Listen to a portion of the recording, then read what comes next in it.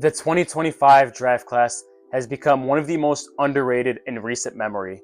We were spoiled last year with what might just be the best draft class of the 21st century, loaded at quarterback, receiver, DB, with plenty of talent at the other positions as well.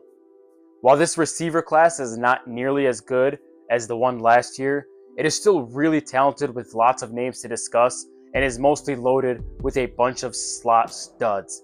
So with that said, let's get into the top 10. Just barely squeezing into the number 10 spot is Oregon's Tez Johnson. Once again, we have an Oregon receiver with crazy speed who dominates the RPO game. Tez has a really good ability to make defenders miss, and coupled with his speed just make him a phenomenal after-catch player. He's a good route runner who exploits soft spots in zone coverage and is super dependable in scramble drills.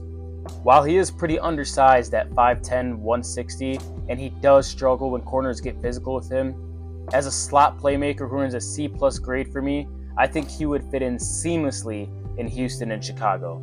Elic Ayomanor earns the title of weirdest name, as well as the 9th spot in my rankings. A big body wideout at 6'2", 210, who shows elite body control and contested catch ability, and moves pretty well at his size. Ayomanor shows promise as a potential number 2 receiver in the league.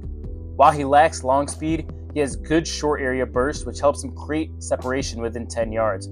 Although many times, especially when running downfield, he relies too much on physical traits and hands over the ability to create separation. I think he'll find success in the NFL, similar to how the Chiefs used DeAndre Hopkins last year, and I believe the Jets, Titans, and Cowboys would be great landing spots as teams who do not need a number 1 but can use a big body on the outside.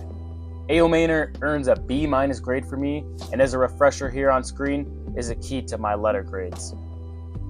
My 8th wideout on this list, another big body, Tre Harris of Ole Miss. At 6'3", 210, Harris is a lanky wideout who is an elite ball tracker and a great contested ball winner. My biggest concern with Harris is he just looks concerningly slow at times when running his routes, and if he does not have enough speed to separate in the NFL, then this is just not going to work. He has a bit of a limited route tree and a tendency to round his routes, but if you use him as a guy who's a big body possession threat over the middle, a red zone and third down specialist where he's automatic in one-on-one situations, and give him those shots downfield on post and 9 routes, and he's able to improve his physicality when running routes, I think he can be one of the better number 2 receivers in the NFL. My comp on him was Andre Iosivas, but if the cards fall into the right places, this guy has a Michael Thomas level ceiling. He gets a B grade from me, and I'd love to see the Raiders pick him up with Bowers and Myers dominating on the inside to get a big body who can win as an X. Same idea for the Jets and Saints with Olave and Garrett, pairing them with a big body.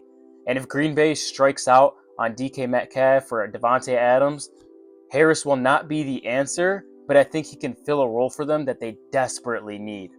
One of the harder players in this class to evaluate is Texas wide receiver Isaiah Bond.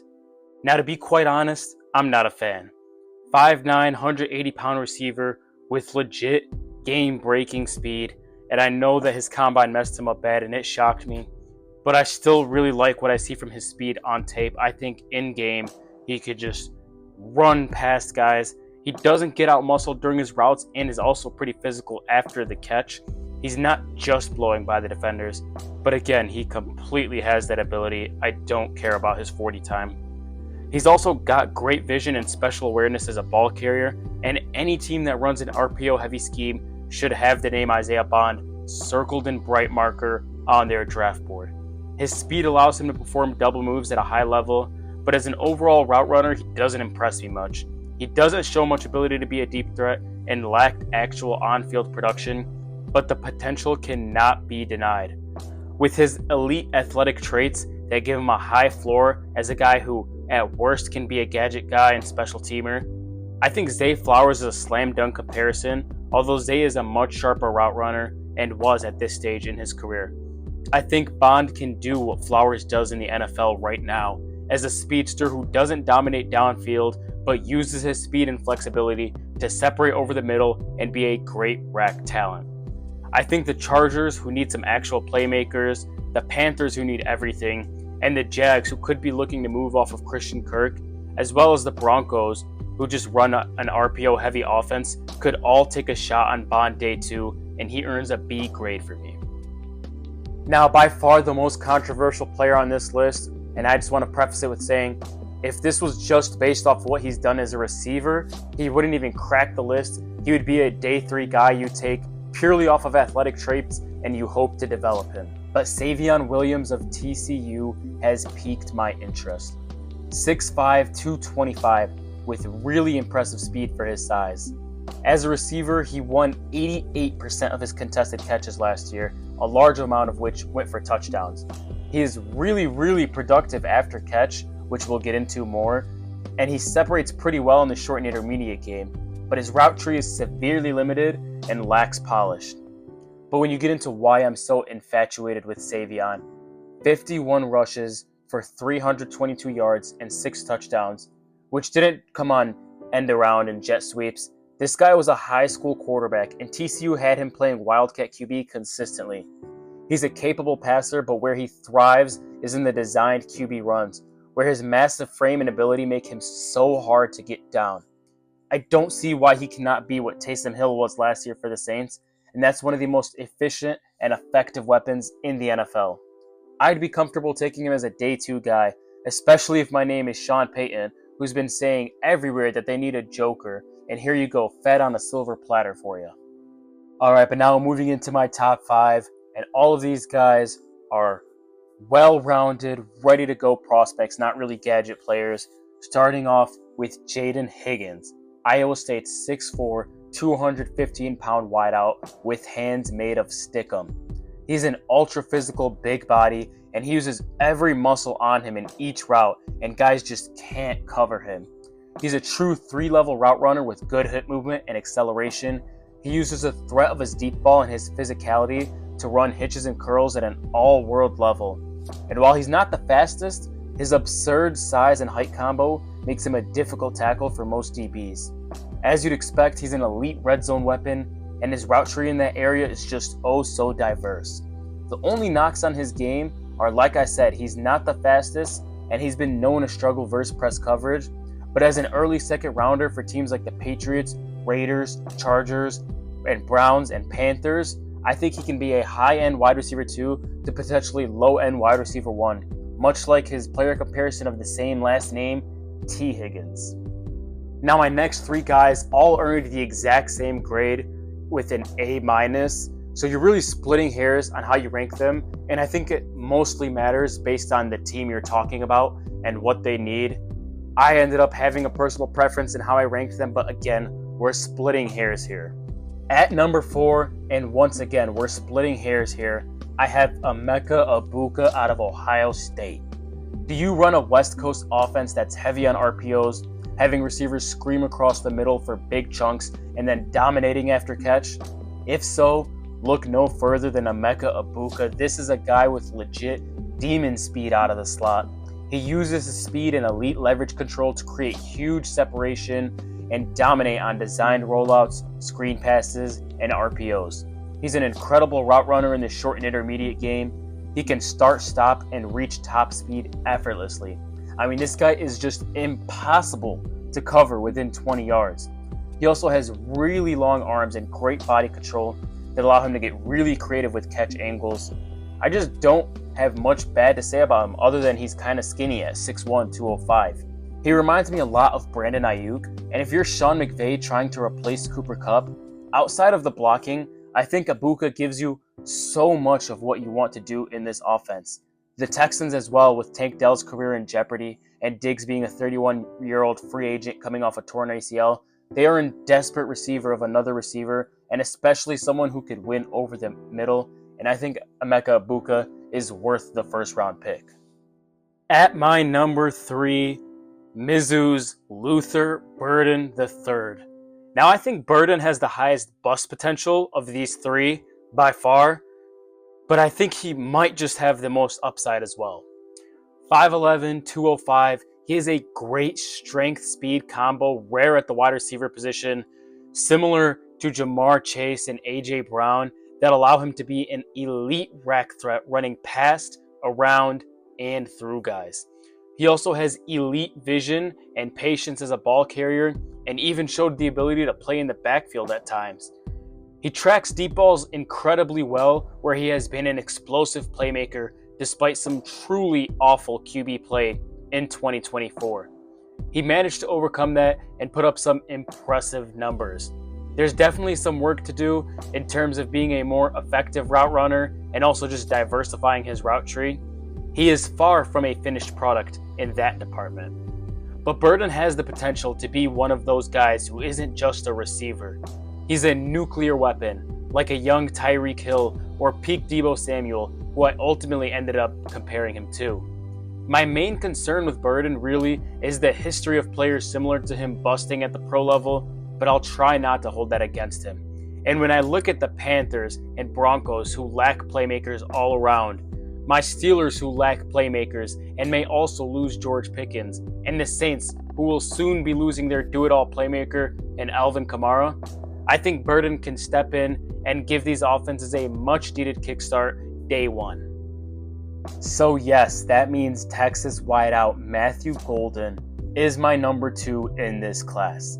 Now admittedly, I actually bumped up Golden in my rankings, but not my letter grades, after the combine, which is something I don't like to do. I've always preached the underwear Olympics don't really mean anything, but I absolutely did not expect Golden to run a 4.3 flat. I thought it'd be like a 4.42. And that does change my opinion on him, because that is some serious speed.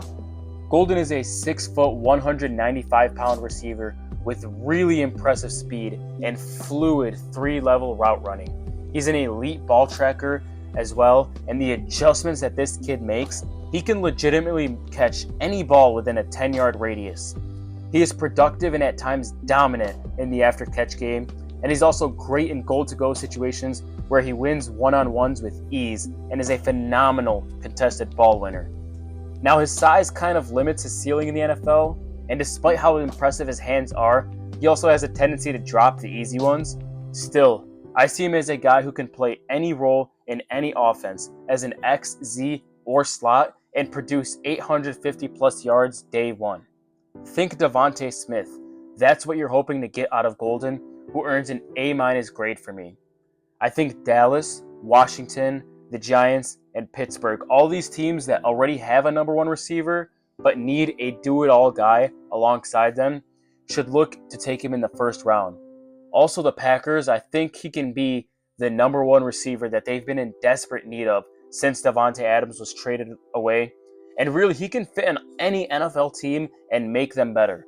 If you told me I have to bet on one guy in this class to be a guaranteed productive NFL player and the least bust potential, it's Matthew Golden for me, even more than our number 1 receiver. Before I reveal my number 1 receiver, I want to discuss some honorable mentions. These next 3 guys all earned the exact same grade as Tez Johnson with a C+. My number 11 guy, Xavier Restrepo, he's a slot guy who is really bulky and strong, dominates after the catch, and is not afraid to get hit, whether it be attacking the ball in the air or after catch. As a motion man who defenses have to follow and watch, not just as a rack threat, but as an occasional deep threat, I think Restrepo can carve out a nice role on teams like Kansas City, the Broncos, and the Dolphins if they trade Tyreek Hill. Jack Beck has a beautiful frame a la A.J. Brown, but lacks any other athletic traits. He has great hands and is a really good route runner. It's hard for me to imagine him not being a starter in the NFL, but he lacks any real upside to be more than a day 3 guy. I like the fit with the Giants and Titans. Jalen Royals, 5'11", 210, is another physical slot guy who makes tough over-the-middle catches with his ability to break tackles. His 4.42 was reassuring, as my main concern with him is that he wasn't fast and just dominates poor talent.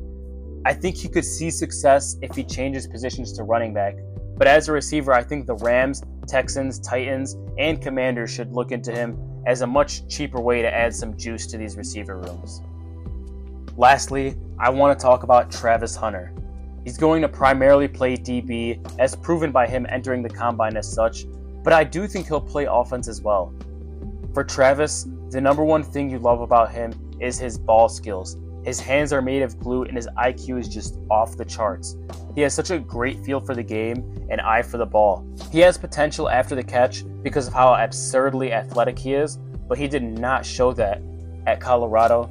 He's best suited as a possession wide receiver from the outside and slot who can dominate in the red zone as well. His separation skills could use a lot of work, and it's hard to imagine him improving much with the limited time he's going to have to work as a receiver.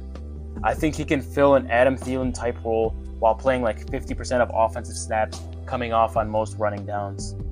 Finally, at number 1, to the surprise of nobody, is Tetairoa McMillan. At 6'5", 212, with plenty enough speed for someone his side, this dude is an absolute monster. I'll start with the 2 cons of his game, which is he needs to improve his release package and his ability to body up physical DBs during his route. That is it. He makes really sharp cuts on all of his routes at all 3 levels. He has great change of direction and provides a lot as a rack threat where he has insane ability during every catch, positioning himself in a way to have the ability to pick up some big time yards after catch. But best of all is his insane catch ability. He has the largest catch radius I have ever scouted at the position. He has S-tier body control at the sidelines and is just by far the best contested ball winner in the class. I comp him out to AJ Green and give him an A+ grade. I rank him 5th all times in receivers I've scouted, behind Jamar Chase, Marvin Harrison, AJ Brown, and Malik Neighbors in that order. For the Browns and Patriots, this is a home run hit, and honestly, I truly think that if he falls any further, which it seems like he will, he immediately becomes a huge draft steal. That is all for these wide receiver rankings. I hope you all enjoyed. If you did, let me know your thoughts in the comments down below. I'd love to have the discussion. Quarterbacks are up next, and until then, I'm a rock star, I can't help it, even on trap beats. I'm so high, I take a whole, not a half beat.